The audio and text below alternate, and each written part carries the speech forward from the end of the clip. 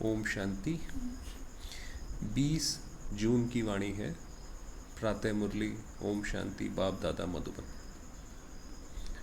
मीठे बच्चे, अब चने मुट्ठी के पीछे, चने मुट्ठी माना ये जो पैसा कमाते हैं, अपना समय बर्बाद नहीं करो।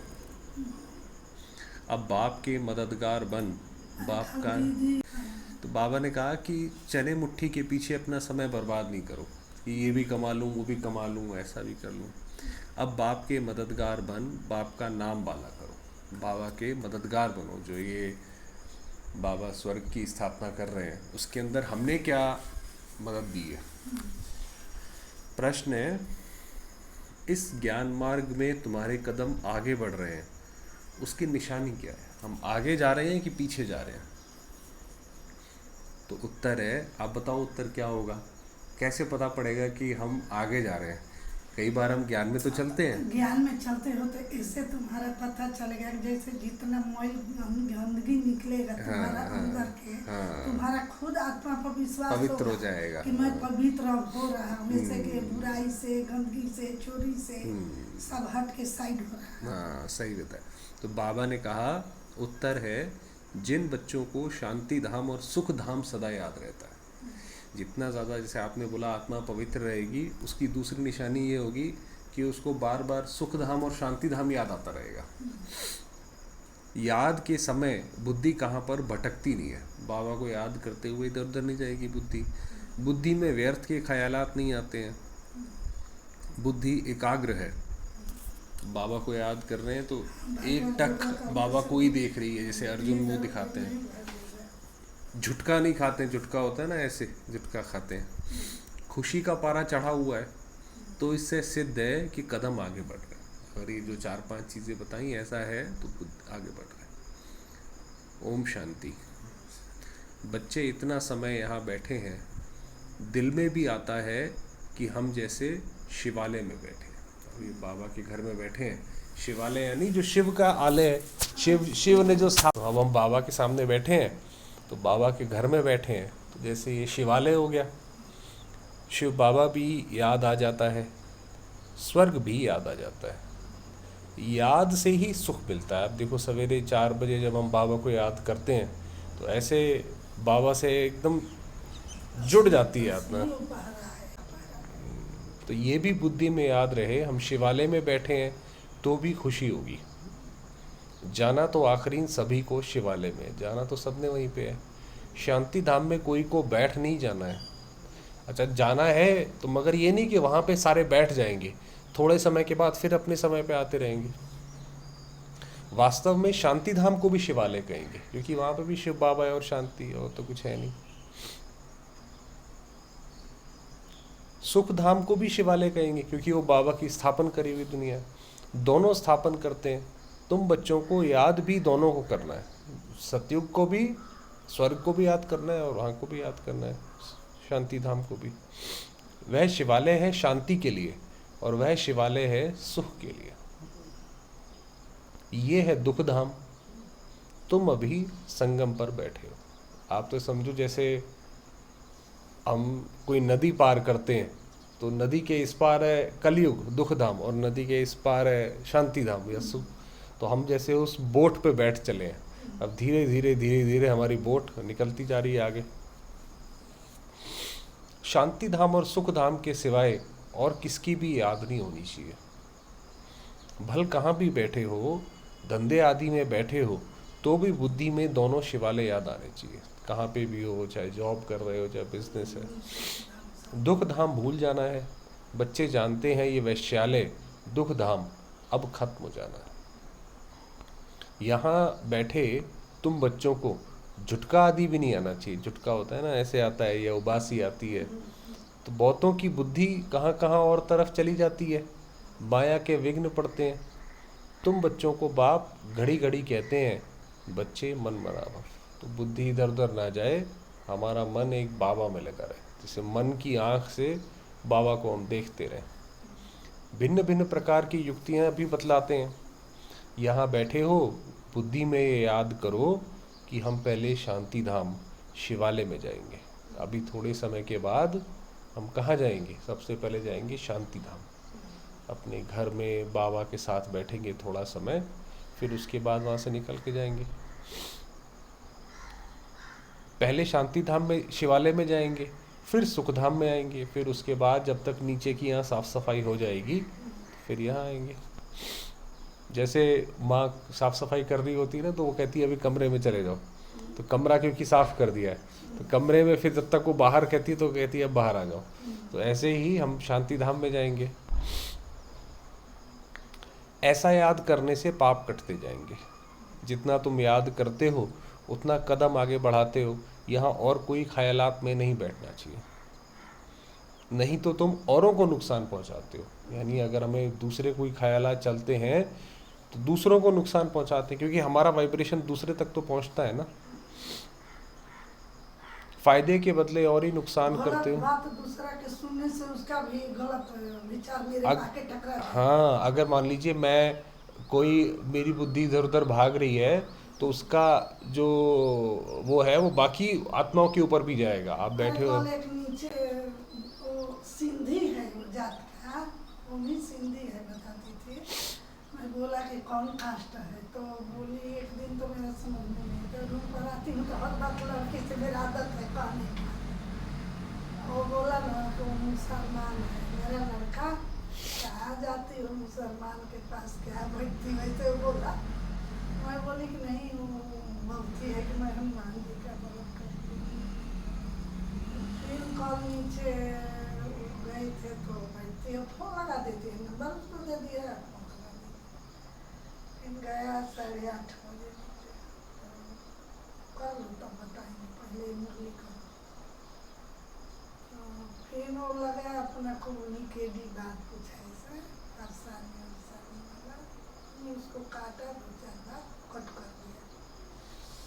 ये पहले से मैं इसको कट करती हूँ, लेकिन है ये नहीं कहती हूँ नहीं है, लेकिन मैं इसको उतना ज़्यादा दिल में नहीं लेती। बाबा कहते हैं कि इस वक्त सारे 5 भूत हैं। बात बताओ।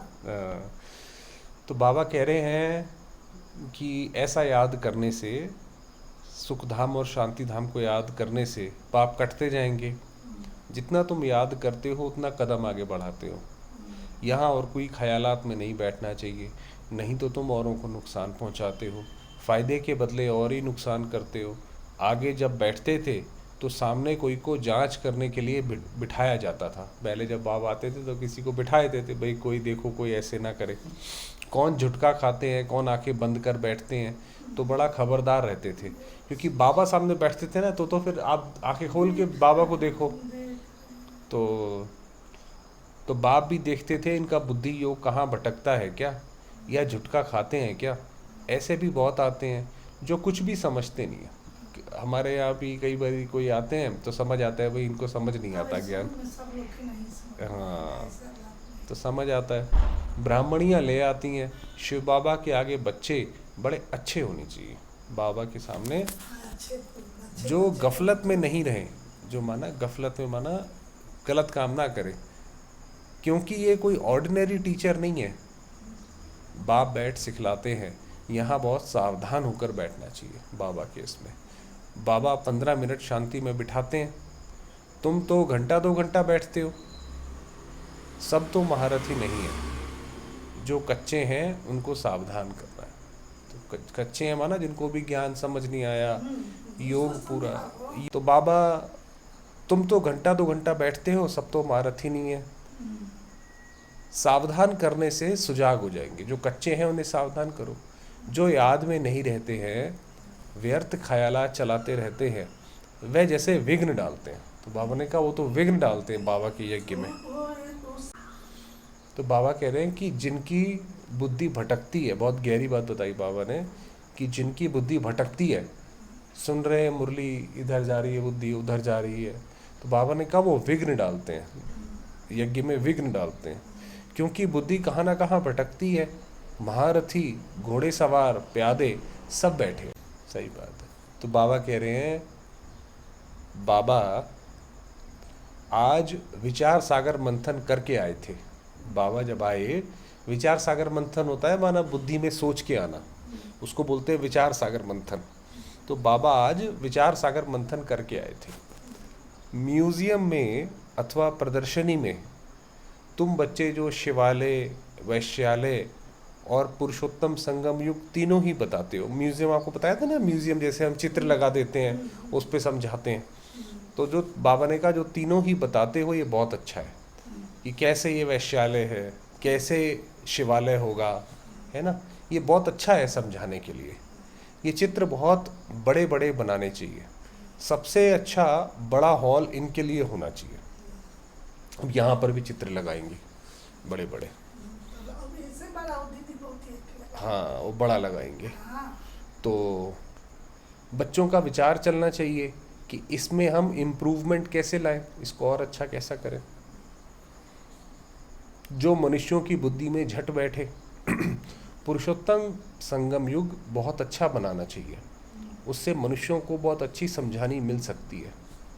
तपस्या में भी तुम 5-6 को बिठाते हो, जो चित्र है उसमें नीचे आप देखोगे सफ़ेद सफ़ेद ऐसे 5-6 बैठे हुए भाई बहन, परंतु नहीं 10-15 को तपस्या में बिठाना चाहिए। बड़े बड़े चित्र बनाकर क्लियर अक्षर में लिखना चाहिए। तुम इतना समझाते हो फिर भी समझते थोड़ी हैं। तुम मेहनत करते हो समझाने के लिए, पत्थर बुद्धि है ना, तो जितना हो सके अच्छी रीति समझाना चाहिए। जो सर्विस में रहते हैं उन्हों को सर्विस बढ़ाने का ख्याल करना है। प्रोजेक्टर प्रदर्शनी में इतना मज़ा नहीं है जितना म्यूज़ियम में है। म्यूज़ियम बाबा, आप मधुबन जाओगे तो वहाँ पे बाबा का म्यूज़ियम है, तो अलग अलग चित्र, अलग अलग बहुत सारी चीज़ें हैं उसमें। प्रोजेक्टर से तो कुछ भी समझते नहीं है। प्रोजेक्टर जैसे आप अभी वो मूवी देख के आए तो वो होता है प्रोजेक्टर, तो बाबा कहता है उसमें तो आप अंधेरे में और ऐसे स्क्रीन पे चला देते हो। अब कोई देख रहा है नहीं देख रहा है, आंखें बंद करके बैठा है, तो बाबा ने कहा प्रदर्शनी में समझाओ। आपके सामने खड़ा है तो आप अब बात करने का तरीका भी बदल सकते हो कि इसको समझ आ रहा है नहीं आ रहा है ना। तो बाबा ने कहा उसमें मज़ा नहीं है। सबसे अच्छा है म्यूज़ियम, भले छोटा हो, एक कमरे में हो, तो ये शिवालय, वैश्यालय और पुरुषोत्तम संगम युग का सीन हो। अब जैसे एक कमरा है तो यहीं पे लगा देंगे। समझाने में बड़ी विशाल बुद्धि चाहिए। समझाने के लिए ये नया ज्ञान है, किसी को समझाने के लिए प्रेम से समझाना और उसकी बुद्धि में भी बैठे। तो बेहद का बाप, बेहद का टीचर आए हैं तो बैठ थोड़े ही जाएंगे बाबा ने देखिए क्या बात बोली है।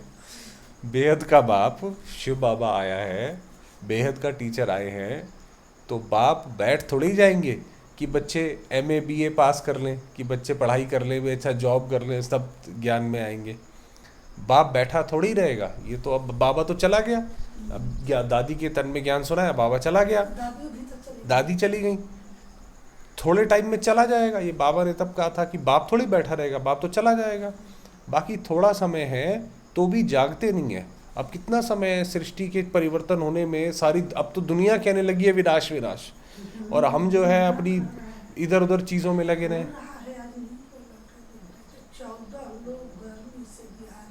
हाँ मर गए। तो अच्छी अच्छी जो बच्चियां होंगी वह कहेंगी इन 400-500 रुपयों के लिए क्यों हम मुफ्त अपना टाइम बर्बाद करें। फिर शिवालय में हम क्या पद पाएंगे, हमने यहाँ पे कुछ करा नहीं, तो शिवालय में फिर क्या पद मिलेगा, कुछ नहीं मिलेगा। बाबा देखते हैं कुमारियाँ तो फ्री हैं, बल कितना भी बड़ा पगार हो तो भी ये तो जैसे मुट्ठी में चने हैं। तो बाबा ये कह रहा है ये सब खलास हो जाएंगे, कुछ भी रहेगा नहीं। बाप चने मुट्ठी अब छुड़ाने आए हैं, परंतु छोड़ते ही नहीं है। उसमें है चने मुट्ठी, इसमें है विश्व की बादशाही। आपको पता है बंदर को कैसे पकड़ा जाता है? बंदर को पकड़ने के लिए क्या करते हैं, एक मटका होता है उसके अंदर चने रख दो। जो बाबा ने बात बोला ना चने, हाँ, तो जैसे बाबा ने बात बोली ना कि चने मुट्ठी छुड़ाने आए हैं, तो क्या है उसका मतलब कि बंदर को जब पकड़ते हैं तो बंदर क्या करता है, अब उस मटके में चने रखे हैं तो उस पर ना हाथ डाल देता है चने उठाने के लिए। अच्छा वो उसका जो मटके का मुंह है वो इतना बड़ा होता है कि खुला हुआ हाथ तो बाहर आ जाएगा, ऐसे आ जाएगा, मगर आप अगर चने पकड़ के डालोगे तो नहीं आएगा। तो वो क्या होता है, वो हाथ अंदर डाल देता है। अब चने उसने पकड़ लिए, अब चने के साथ वो बाहर आ नहीं सकता हाथ, तो वो बाहर आता नहीं है हाथ और वो पकड़ा जाता है। तो वो बाबा कह रहे हैं कि जैसे हमने भी जो है ये पकड़ रखा है कि मेरा ये भी हो जाए, मेरा वो भी हो जाए, तो बाबा कहते हैं वो मैं छुड़ाने आया हूँ। वह तो पाई पैसे के चने हैं, उनके पिछाड़ी कितना हैरान होते हैं, कुमारियाँ तो फ्री हैं। वह पढ़ाई तो पाई पैसे की है, दुनिया की पढ़ाई तो पाई पैसे, क्योंकि सब विनाश हो जाएगा ना, काम नहीं आएगा सारा। उनको छोड़िए, नॉलेज पढ़ते रहें तो दिमाग भी खुले। ऐसी छोटी छोटी बच्चियाँ बड़ों बड़ों को बैठ नॉलेज दें। बाप आए हैं शिवालय स्थापन करने, यह तो जानते हैं यहाँ का सब कुछ मिट्टी में मिल जाना है। बाबा ने कहा अंत में, अभी नहीं, दूसरी मुरली में बोला है कि अंत में जलाने का भी समय नहीं मिलेगा। अभी कोरोना में देखो यही हुआ ना, ये तो बाबा कोरोना अब हुआ 2021-22 में, बाबा ने तो कब बोल दिया था। बाबा ने कहा कि हॉस्पिटल जाने का समय नहीं रहेगा, डॉक्टर पेशेंट का इलाज नहीं कर पाएगा। मेरे गांव में एक है, वो उसको भी संत यही बात को लेते हैं जो तुम बोल रहे हो। तो ये तो जानते हैं यहाँ का सब कुछ मिट्टी में मिल जाना है। ये चने भी नसीब में नहीं आएंगे, वही बताया कि ये कमाल है। पैसा भी करने के मतलब कितना पैसा भी नसीब। अब कोरोना काल में किसी के पास पैसा था तो क्या काम हुआ, कोई उससे काम नहीं आया। वो किसकी मुट्ठी में 5 चने अर्थात 5 लाख होंगे, वह भी खत्म हो जाएंगे। अभी टाइम बहुत थोड़ा है, दिन प्रतिदिन हालत ख़राब होती जाती है। अचानक आफतें आ जाती हैं, अचानक आ जाएंगी एकदम से। मौत भी अचानक होते रहते हैं, मुट्ठी में चने होते ही प्राण निकल जाते हैं। तो मनुष्यों को इस बंदरपने से छुड़ाना है। वो जो कहते हैं भाई राम ने बंदर की सेना ली, मैं छोटा था मैं सोचता था ये क्या बात है भाई, राम को लड़ाई करनी है रावण से और बंदरों की सेना ले ली। वो ये बंदर की सेना अभी की बात है कि अभी हम जैसे बाबा के ज्ञान में चले तो हम पहले बंदर जैसे थे। बंदर के अंदर 5 विकार बहुत तेज होते हैं, काम क्रोध लोभ मोह अहंकार बड़ा तेज होता है। तो वो बाबा सेना लेकर, हमारी ही सेना लेकर सत्ययुग स्थापन कर रहा है। ये अर्थ है कि राम ने बंदर की सेना ली। तो बाबा कहते हैं ये छुड़ाते हैं। सिर्फ म्यूजियम देख खुश नहीं होना है, कमाल कर दिखाना है, मनुष्यों को सुधारना है।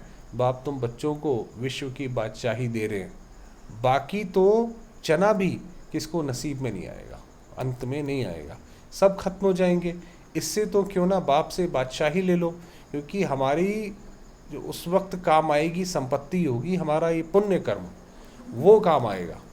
तो बाबा ने कहा वो सब आएगा, कोई तकलीफ की बात नहीं है, सिर्फ बाप को याद करना है और स्वदर्शन चक्र फिराना है। स्वदर्शन की आत्मा ने कैसे चक्र लिया, भूगरों से माना चनों से मुट्ठी खाली कर, हीरे जवाहरात से मुट्ठी भरकर जाना है।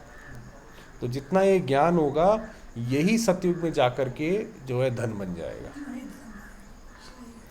बाप समझाते हैं मीठे बच्चे, इस चने मुट्ठी के पिछाड़ी तुम अपना समय क्यों बर्बाद करते हो। हाँ कोई बुजुर्ग है, बाल बच्चे बहुत हैं तो उनको संभालना होता है। कुमारियों के लिए तो बहुत सहज है, कोई भी आए तो उनको समझाओ कि बाप हमको ये बादशाही देते हैं, तो बादशाही लेनी चाहिए ना। अभी तुम्हारी मुट्ठी हीरों से भर रही है, बाकी तो और सब विनाश हो जाएंगे। बाप समझाते हैं तुमने 63 जन्म पाप किए हैं, द्वापर से लेकर अब तक 63 लिए हैं। दूसरा पाप है बाप और देवताओं की ग्लानि करना, कि एक तो शिव बाबा को बोल दिया कि शिव बाबा कण कण में है, कुत्ते में भी है, बिल्ली में भी है, किसी इंसान को बोलो जानवर तो वो बुरा मानता है, और भगवान को बोल दिया हर जगह है। देवताओं की भी ग्लानि करी, देवताओं को भी विकार में ये सब जाते हुए दिखाया, तो ये भी ग्लानि करी, विकारी भी बने और गाली भी दिया है। बाप की कितनी ग्लानि की है। बाप बैठ बच्चों को समझाते हैं, बच्चे टाइम नहीं गंवाना चाहिए। ऐसे नहीं बाबा हम याद नहीं कर सकते हैं, बोलो बाबा हम अपने को आत्मा याद नहीं कर सकते, अपने को भूल जाते हैं। देह अभिमान में आना गोया अपने को भूलना। अपने को आत्मा याद नहीं कर सकते तो बाप को फिर कैसे याद करेंगे। पहले ये है कि पहले अपने को आत्मा समझो, जब आत्मा समझोगे तब बाबा को याद कर सकते हो। बहुत बड़ी मंजिल है, सहज भी बहुत है, बाकी हाँ माया का पोजीशन होता है। मनुष्य गीता आदि भल पढ़ते हैं परंतु अर्थ कुछ भी नहीं समझते। भाई गीता में पढ़ ली, उससे सीख क्या मिली। कोई जो पढ़े उससे बोलो भाई अब ये बताओ तुमने गीता पढ़ी, क्या चीज़ तुम धारण करोगे। हाँ भगवत गीता। अभी हमारे यहाँ भी किसी ने हमारे रिश्तेदारी में बहुत बड़ा पाठ रखा है, भागवत का। तो हमारे मथुरा में तो ज़्यादा वो क्या बोलते हैं, भागवत बोलता है। हाँ जितना संत है चैनल पर देखती हूँ, हाँ भागवत संत है, वो सब भागवत 2-2 लाख रुपया लगता है उसको कराने हाँ, अभी उनका भी लगा है। अभी में। हाँ, अभी हमारे जो रिश्तेदारी में हैं उन्होंने भी रखा है। भागवत तो कराया। बात यह है कि भागवत तो कराया, मगर तो भागवत जीवन में क्या परिवर्तन आया। भागवत में बाबा कहते हैं मनुष्य गीता आदि भल पढ़ते हैं परंतु अर्थ कुछ भी नहीं समझते। भारत की है ही मुख्य गीता। हर एक धर्म का अपना अपना एक शास्त्र है। जो धर्म स्थापन करने वाले हैं उनको सतगुरु नहीं कह सकते, ये बड़ी भूल है। सतगुरु तो एक ही है, सतगुरु एक शिव बाबा है। एक सी बाबा सब। बाकी गुरु कहनाने वाले तो ढेर हैं, बाकी गुरु हैं। कोई ने कारपेंटर का काम सिखाया, इंजीनियर का काम सिखाया, तो वह भी गुरु हो गया। भाई कहते हैं भाई ये गुरु है इसने हमें काम सिखाया। हर एक सिखलाने वाला गुरु होता है। सतगुरु एक ही है, सच्चा गुरु वो एक ही है। हर एक सिखलाने वाला गुरु होता है। अब तुमको सतगुरु मिला है, वह सत्य बाप भी है तो सत्य टीचर भी है। इसलिए बच्चों को जास्ती गफलत नहीं करनी चाहिए। यहाँ से अच्छी रीति रिफ़्रेश होकर जाते हैं, फिर घर जाने से यहाँ सब भूल जाते हैं यहाँ का सब भूल जाते हैं। गर्भ जेल में बहुत सज़ाएं मिलती हैं। क्या है, अभी इस कलयुग में जब बच्चा माँ की कोख से होता है तो वो गर्भ में बड़ा परेशान होता है। छोटी सी जगह होती है, बच्चा घूम और ऐसे करके रहता है, 9 महीना रहता है, तो वो गर्भ जेल बोला जाता है। सतयुग में जो होगा वो बच्चा सीधा सीधा बाहर आएगा, गर्भ महल होगा जैसे वो। तो बाबा ने कहा वो गर्भ जेल में जाते हैं तो फिर भी देखिए भगवान का लीला है ना, 9 महीने इसमें रहते हैं। हाँ फिर किसी किसी के तो सर्जरी होता है, सर्जरी होती है। ज़्यादा ही होता है। हाँ किसी किसी का भगवान का दर्द से बच्चा अपने क्या धरती पर, हाँ। कितना बड़ लीला है परमात्मा का। प्रकृति, इसको प्रकृति बोलते हैं। प्रकृति कहाँ से आता है, कैसे आता है, इस पर तो साइंस है ना, इस पर भी साइंस विज्ञान है। हाँ जी। विज्ञान है। तो बाबा कह रहे हैं कि गर्भ जेल में बहुत सजाएं मिलती हैं।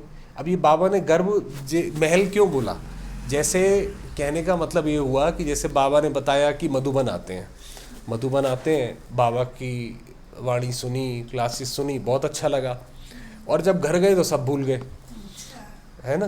तो वहाँ के हो गए, तो गंगा गए तो गंगा राम, जमुना गए जमुना राम। सबसे वो जो मधुबन में रहेगा उसको ना रात दिन भाई सुनेंगे। तो ऐसे ही जो गर्भ जेल में बच्चा आता है, तो जब बच्चा गर्भ जेल में होता है तो वो सजाएं भोगता है जो उसने पहले काम किए। तो वो रोते रोते ये बोलता है कि चलो भाई अब आगे से नहीं करूँगा, और जैसे ही बाहर आता है तो कहता है वहाँ मतलब वहाँ की वहाँ रही, मतलब अब सब भूल गया। तो वो बाबा ने उससे कनेक्ट किया है कि गर्भ जेल में बहुत सजाएं खाते हैं, वहाँ तो गर्भ महल होता है सतयुग में। विकर्म कोई होता नहीं जो सज़ा खानी पड़े। यहाँ तुम बच्चे समझते हो हम बाप से सम्मुख पढ़ रहे हैं, बाहर अपने घर में तो ऐसे नहीं कहेंगे, वहाँ समझेंगे भाई पढ़ाते हैं। अब यहाँ तो ऐसा लगता है भाई बहन पढ़ाते हैं, यहाँ तो डायरेक्ट बाप के पास आए हैं। बाप बच्चों को अच्छी रीति समझाते हैं। बाप की और बच्चों की समझानी में फ़र्क हो जाता है, भाई बाबा समझाएगा तो अलग होता है उसमें। बाप बैठ बच्चों को सावधान करते हैं, बच्चे बच्चे कह समझाते हैं। तुम शिवालय और वैश्यालय को समझते हो, बेहद की बात है, ये क्लियर कर दिखाओ तो मनुष्यों को कुछ मज़ा आए। वहाँ तो ऐसी ही हंसी कुड़ी में समझाते हो, सीरियस हो जाओ तो अच्छी रीति समझें, माना अच्छे तरीके से समझाओ, रहम करो अपने पर। क्या इस वैश्यालय में ही रहना है, पूछो उनसे कि भैया आप यहीं रहना चाहते हो। वैश्यालय मतलब हर चीज़ में विकार है, कि हर चीज़ में विकार विकार, कोई भी आप चीज़ देखोगे तो उसमें विकार की जैसे गंध आएगी। तो बाबा के ख्यालात तो चलते हैं ना, कैसे कैसे समझाएं। बच्चे कितनी मेहनत करते हैं, फिर भी जैसे डिब्बी में ठीकरी। तो बाबा के बच्चे खासकर, अगर आप, बाबा खुद ही कहता है आप 1000 को समझाओगे तो एक बच्चा उसमें से निकलेगा। अब देखिए यहाँ पर भी है, इतनी बड़ी सोसाइटी है, और देखिए बाबा का एक ही आप अनमोल रतन हो। तो हाँ, तो बाबा कहते हैं तो डिब्बी में ठीकरी हाँ हाँ करते जाते हैं, किसी को समझाओ। अब देखिए पहले आते थे हमारे पास कितने, तो सारे हाँ हाँ करते थे, हाँ बहुत अच्छा है बहुत अच्छा है। तो बाबा कह रहे हाँ हाँ करते हैं बहुत अच्छा है, गांव में समझाना चाहिए, खुद नहीं समझते हैं। समझ में लोग कि नहीं आ रहा है, हाँ, इसीलिए लोग नहीं आते। तो वही बाबा कह रहे हैं कि समझते नहीं है, और ऐसे बोलेंगे कि भाई ये सबको बताओ, ऐसे बोलेंगे तो खुद नहीं समझते हैं। साहूकार पैसे वाले लोग तो समझेंगे भी नहीं, बिल्कुल अटेंशन ही नहीं देंगे, मतलब ध्यान ही नहीं देंगे, वह पिछाड़ी में आएंगे, वह तो फिर टू लेट हो जाएगा। टू लेट का मतलब होता है बहुत देर हो गई, अब अंत में विनाश होगा, तो फिर बाबा को याद करने का पुरुषार्थ नहीं कर पाएंगे। तो बाबा के पास कोई आएगा तो बाबा कहेगा अब तो भी बहुत देर हो गई, टू लेट हो गया ना। उनका फिर धन काम में आएगा कि उस वक्त कोई बोले कि बाबा हमारा घर है, ये लो ये सेवा के लिए, अब वो ज़रूरत ही नहीं है। अब जब दुनिया में सबको ही पता पड़ गया कि ये भगवान है, तो हर एक को ये चाहता है कि हमारे घर पे खुले, तो फिर तो उस चीज़ की वैल्यू ख़त्म हो गई ना। योग में रह सकेंगे उस समय, योग, क्योंकि अब इतनी बाहर लोग मार काट रहे होंगे, बरसात बिजली पानी नहीं होगा, खाने को नहीं होगा, तो उस वक्त जो है कैसे कोई योग लगाएगा अगर किसी ने ऑलरेडी उसकी मैं तो खुश हूँ। अभ्यास नहीं कर कल सके। इतना दे दिया, बहुत खुश थी। हाँ भगवान के पुण्य में चला गया। हाँ फिर इसको बाद में कभी बीच में पैसा भी दूंगी, कभी फिर हाँ। अभी सोची हूँ कि दीदी लगाती है हर आज के दिन गुरुवार को। हाँ तो सोची थी कि लड़का जाएंगे वहाँ से इतना सूजी मांगेंगे, सूजी को भी हलवा बनाकर मन भूख लगाती है, और थोड़ा शक्कर, मेरा छून तो मेरा पुण्य, बाबा में जाएगा तो पुण्य होगा ना। बिल्कुल। तो बाबा ने कहा बाकी हाँ सुनेंगे तो प्रजा में आएंगे। जिसने भी बाबा को एक बार दिल से बाबा कहा कि ये मेरा पिता है, जिसके मन से ये वाली बात निकली, तो वो सतयुग में आएगा, ये होगा फिर प्रजा में आ जाएगा। गरीब बहुत ऊंचा पद पा सकते हैं, तुम कन्याओं के पास क्या है? बाबा कह रहे हैं यहाँ पैसे की ज़रूरत नहीं है। अब कन्या है, शादी नहीं हुई है, तो उसके पास कुछ भी नहीं है, तब भी वो सेवा कर सकती है। कन्या को गरीब कहा जाता है क्योंकि बाप का वर्षा तो बच्चे को मिलता है, बाकी कन्या दान दिया जाता है, इसीलिए कन्या दान, भाई दूसरे को कन्या दे दी। तब विकार में जाती है, कहेंगे शादी करो तो पैसे देंगे, पवित्र रहना है तो एक पाई भी नहीं देंगे। भाई कोई ऐसी होती हैं बच्चियाँ, वो कहती हैं हम बाबा के पास समर्पित होंगे, ये सेवा करेंगे, जैसे दीदी है। तो उनके माँ बाप कहते हैं भाई तुम शादी करोगी, हमारी बात मानोगी तो जायदाद में से कुछ मिलेगा, और नहीं तो नहीं मिलेगा। तो उसको नहीं चाहिए, हाँ, कुछ नहीं चाहिए। तो बाबा कहते हैं मनोवृत्ति देखो कैसी है कि विकार में डालते हैं। भाई मनुष्य पुरुष करना चाहे कि भाई मैं वहाँ जाना चाहता हूँ, तो पुरुष के लिए कोई रोक टोक नहीं है, जब मर्जी संन्यास ले ले। लड़की है तो उसमें रोक है, तो ये गलत है। तो बाबा ने कहा कि मनोवृत्ति देखो कैसी है, तुम कोई से भी डरो मत। अब देखिए बाबा हिम्मत दे रहे हैं, तुम कोई से भी डरो मत, खुली रीति समझाना चाहिए, फुर्त होना चाहिए, तुम तो बिल्कुल सच कहते हो। ये है संगम युग, उस तरफ है चरे मुट्ठी, इस तरफ है हीरो की मुट्ठी। अब तुम बंदर से मंदिर लायक बनते हो, पुरुषार्थ कर हीरे जैसा जन्म लेना चाहिए ना। शक्ल भी बहादुर शेरनी जैसी होनी चाहिए। बाबा के पास आए हैं हम निडर, ऐसे नहीं कि यहाँ वहाँ, ऐसे नहीं। बाबा ने कहा शक्ल भी ऐसी होनी चाहिए, बहादुर शेरनी जैसी होनी चाहिए। कोई की शक्ल जैसे ऋण बकरी में से ले, कि बात करते तो भी डर लगता है, पता नहीं ये ना बोले वो ना बोले। तो बाबा ने कहा कि ऐसे नहीं, थोड़ा आवाज़ से डर जाएंगे, कोई बोल दे तो डर जाते हैं। तो बाप सभी बच्चों को खबरदार करते हैं, कन्याओं को तो फंसना नहीं चाहिए, और ही बंधन में फंसेंगे तो फिर विकार के लिए डंडे खाएंगे। ज्ञान अच्छी रीति धारण करेंगी तो विश्व की महारानी बनेंगी। बाप कहते हैं मैं तुमको विश्व की बादशाही देने आया हूँ, परंतु किसी किसी के नसीब में नहीं है। बाप है ही गरीब निवास, गरीबों के लिए आए हैं, और गरीब हैं कन्याएं। माँ बाप शादी नहीं करा सकते हैं तो दे देते हैं, तो उनको नशा चढ़ना चाहिए। हम अच्छी रीति पढ़कर पद तो अच्छा पाएं।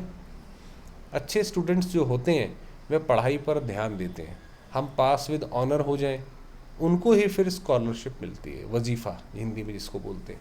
जितना पुरुषार्थ करेंगे उतना ऊंच पद पाएंगे, वह भी 21 जन्म लिए। सतयुग त्रेता युग के टोटल जन्म में 20-21। यहाँ है अल्पकाल का सुख, आज कुछ मर्तबा, कल मौत आ गया भाई, अभी जो है उसका तो कुछ है नहीं। और बाबा कहते हैं खलास भाई, मेहनत करी, 20-25 साल पढ़ाई करी और कल मर गए तो सब खलास, ज़ीरो हो गया। योगी और भोगी में फ़र्क है ना। तो बाप कहते हैं गरीबों पर ज़्यादा अटेंशन दो, साहूकार मुश्किल उठाएंगे। बाबा ने पहले ही बता दिया। सिर्फ कहते बहुत अच्छा है, ये संस्था बहुत अच्छी है, बहुतों का कल्याण करेगी, अपना कुछ भी तो कल्याण नहीं करते हैं। बहुत अच्छा कहा, बाहर गए खलास भाई, उठे बाहर, ख़त्म। माया डंडा उठाकर बैठी है जो हौसला ही गुम कर देती है। एक ही थप्पड़ लगाने से अक्ल चट कर देती। माया का थप्पड़ लग जाता है, किसी ने बोल दिया अरे आप कहाँ जाते हो, तो बुरा लग गया कि भाई ये क्या है, तो ये माया का थप्पड़ लग गया। बाप समझाते हैं भारत का हाल देखो क्या हो गया है। बच्चों ने ड्रामा को तो अच्छी रीति समझा है। अच्छा, मीठे मीठे सिकी लदे बच्चों प्रति माता पिता बाप दादा का याद प्यार और गुड मॉर्निंग। रूहानी बाप की रूहानी बच्चों को नमस्ते। हम रूहानी बच्चों की रूहानी बाप दादा को याद प्यार और नमस्ते। तो क्या 2-3 चीज़ें बताई बाबा ने। एक तो शक्ल बड़ी, बाबा ने कहा निडर निर्भय होनी चाहिए, लोक लाज की, हाँ बकरी ऐसा नहीं। और बात बोलता है तो वही के थप्पड़ बोले हैं कि थप्पड़ मारेंगे तो माया खींच लेगा। हाँ नहीं, वो बाबा ने मतलब ये है कि जैसे माया थप्पड़ लगा देती है, तो माया वही थप्पड़ लगाते हैं, मैंने कुछ हाँ कोई परिस्थिति आ गई, हाँ, किसी ने कुछ बोल दिया तो कि तुमको गुस्सा आ जाता है, हाँ कि भाई मन में बुरा लग गया, गया, तो वो गलत है, वही गुस्सा। तो वो गलत है। तो ये कहा बाबा ने। और क्या कहा बाबा ने, कहा कि बंदर से मंदिर लायक बनाते हैं। जैसे बंदर मुट्ठी पकड़ लेता है चने की, तो बाबा ने कहा पूरी मुरली इसी पे थी कि चने मुट्ठी छोड़कर हीरो की मुट्ठी पे ध्यान देना है, हीरे हैं ये। फिर बाबा ने कहा अंत में जब विनाश होगा तो उस वक्त फिर अगर कोई करेगा, कोई कहेगा कि बाबा हमारा मकान ले लो या बाबा ये कर लो, तो बाबा कह रहे वो तो फिर टू लेट हो जाएगा, फिर बाबा नहीं लेगा। तो ऐसे करके। और कोई बात जो मिस हो गई? फिर बाबा ने कहा कि जो बड़े बड़े चित्र बनाओ और उस पर समझाओ कि ये शिवालय, ये वैश्यालय और ये संगम युग। चित्र यहाँ लगाओ तुम दीदी। हाँ अब यहीं पे लगाएंगे अभी। तो ये सोसाइटी में अभी कोई आता नहीं है। हाँ, तो और बाबा ने ये भी कहा, बड़े बड़े तो बात करके कुछ समझ आएगा। हाँ बाबा ने कहा कि जो बाबा के बच्चे हैं वो भी जो है थोड़े होते हैं, बाबा के बच्चे तो वो है। तो अच्छा, मीठे मीठे सिकिलते बच्चों प्रति माता पिता बाप दादा का याद प्यार और गुड मॉर्निंग। रूहानी बाप की रूहानी बच्चों को नमस्ते। हम रूहानी बच्चों की रूहानी बाप दादा को याद प्यार और नमस्ते। धारणा के लिए मुख्य सार है, चने मुट्ठी छोड़ बाप से विश्व की बादशाही लेने का पूरा पुरुषार्थ करना है। किसी भी बात में डरना नहीं है, निडर बन, बंधनों से मुक्त होना है, अपना समय सच्ची कमाई में सफल करना है। इस दुख धाम को भूल शिवालय अर्थात शांति धाम सुख धाम को याद करना है। फिर बाबा ने ये भी कहा था कि अगर आपकी बुद्धि इधर उधर भटकती है तो आप दूसरे को विघ्न डालते हो, ये भी बोला बाबा ने बीच में। तो माया के विघ्नों को जान, उनसे सावधान रहना है। वरदान दिया, गीता का पाठ पढ़ने और पढ़ाने वाले नष्टो मोहा स्मृति स्वरूप भव। गीता का आखिरी, जब सारी गीता अर्जुन ने सुन ली तो अर्जुन से पूछा कि भाई सारी गीता तुमने सुनी, क्या उसका अर्थ निकला? तो वो बोला नष्टो मोहा स्मृति लब्धा, कि एक मेरे मोह सारे नष्ट हो गए। अब पहले मुझे लगता था ये मेरा भाई चाचा काका, उसका तो उन्होंने अलग बना दिया। तो अपने न चाचा काका थे जो हाँ, था तो ऐसे ही हम वो दुशासन सब उसको चाचा थे ना। हाँ, तो उसका वास्तविक में अर्थ ये है कि हम सारे अर्जुन हैं, आप भी अर्जुन हो, हम भी अर्जुन हैं, तो सारे अर्जुन हैं और हम ये गीता ज्ञान समझते जा रहे हैं। तो हमें भी अंत में आकर हमारा भी मोह नष्ट हो जाएगा कि ये मेरा बेटा है। भाई आत्मा आत्मा देखो, ये शरीर की बात कहाँ से आई? और स्मृति लब्धा, यानी मेरी एक स्मृति एक शिव बाबा में लग गई है। ये उसने लास्ट शब्द बोले हैं, गीता के आखिरी में आते हैं। तो वही बाबा ने बोला कि गीता का पाठ पढ़ने और पढ़ाने वाले नष्टो मोहा स्मृति स्वरूप भव। कितनी गहरी मुरली होती है, देखिए गीता भी है, सब कुछ है इसके अंदर। यही से ना ज्ञान। चलिए मुरली समाप्त करते हैं, समय हो रहा है। गीता ज्ञान का पहला पाठ है अशरीरी आत्मा बनो। भगवत गीता शुरू होती है, उसमें पहला पाठ है अशरीरी आत्मा बनो। बाबा ने भी पहला लेसन आपका ये कराया हमें। और अंतिम पाठ है नष्टो मोहा स्मृति स्वरूप बनो। पहला पाठ है विधि और अंतिम पाठ है विधि से सिद्धि। थोड़ा पर है जो बाबा के साधन नहीं के उन्हें घर के भी पवित्र बनाए थे। तो इस सबको सबसे नहीं होगा ना। जो नया लोग है जीप चलाते हैं, उसको भारी खाना खाते हैं, लहसुन प्याज खाते हैं और उल्टा पलटा खाते हैं, तो सबको लिए नहीं लगेगा, तो कैसे इसमें आएंगे? ये बात है ना। तो बाबा ने कहा तो हर समय पहले स्वयं ये पाठ पढ़ो। कौन सा? पहला और आखिरी। पहला कि मैं आत्मा हूँ, और दूसरा जो बाबा ने बताया नष्टो मोहा स्मृति लब्धा, तो वो पढ़ो। फिर औरों को पढ़ाओ। पहले पढ़ो, तब पढ़ाओगे, तब उनको तीर लगेगा। डायरेक्ट पहुंच जाओगे तो नहीं लगेगा। ऐसा श्रेष्ठ कर्म करके दिखाओ।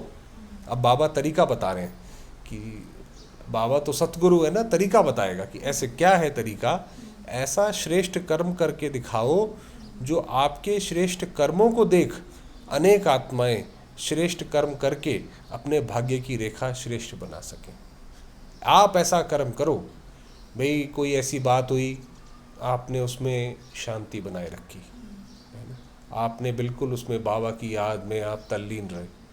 अब जब दूसरा आपको कोई देखेगा तो कहेगा कि देखो इनके साथ उस दिन इतना बड़ा हुआ, ये कितना शांत रहे, हमें भी शांत रहना चाहिए, है ना। उसी तरीके से मान लीजिए किसी के घर में कोई कन्या है, उसने अपनी कन्या सेवा के लिए दे दी। अब जैसे दीदी हैं तो उनके भी माँ बाप तो रहे होंगे, उन्होंने दे दी, तो बाकी जो लोग देखते हैं वो कहते हैं देखो इन्होंने कितना बड़ा कार्य किया। ये नहीं सोचा कि हमारा बुढ़ापे में क्या होगा, कैसे होगा। जो अपना बच्चा सेवा के लिए दे दिया।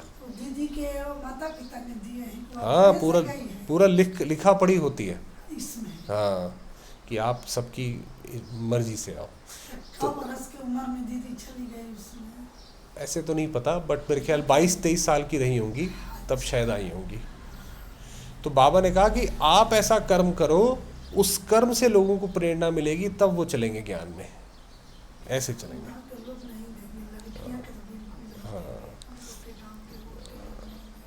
तो स्लोगन है परमात्मा स्नेह में समाये रहो, कि बाबा के स्नेह में समाये रहो तो मेहनत से मुक्त हो जाएंगे।